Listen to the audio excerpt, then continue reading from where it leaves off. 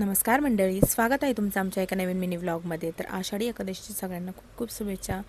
नंतर मी आणि स्वामीने मिळून आरती व पूजा करून घेतली. तुम्हाला तर माहितीच आहे स्वामीला आरती करायला किती आवडतं ते. नंतर ते झाल्यावर मग आम्ही सगळ्यांनी मिळून फराळ वगैरे करून घेतला. स्वामीचं कार्टून पण चालू होतं इकडं.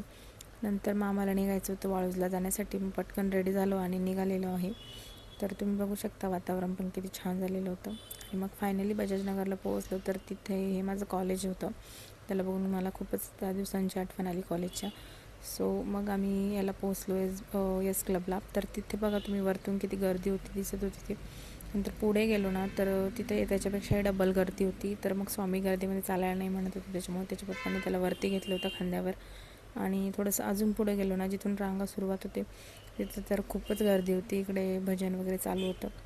मग आम्ही ठरवलं की लांबूनच दर्शन घ्यायचं, कारण की खूपच गर्दी होती आणि शक्यच नव्हतं दर्शन वगैरे घेणं स्वामीला घेऊन. त्याच्यामुळे मग लांबून कळसाचं दर्शन वगैरे घेतलं आणि मग आम्ही रांजणगावला जाण्यासाठी निघालो, जिथे की आम्ही आधी राहायचो. सो त्या मावशींकडे गेलो होतो आम्ही. तिथे गेल्यावर त्यांनी चहा वगैरे फराळाचं दिला आणि मग आम्ही छान गप्पा वगैरे मारत बसले होतो सगळीकडे. आणि या दोघांचं तर काहीतरी वेगळंच चालू होतं. मस्ती चालू होती दोघांची. स्वामी इतका गुंगला होता खाण्यात की तुम्ही बघू शकता. आणि भेटूया नेक्स्ट व्लॉगमध्ये. बाय.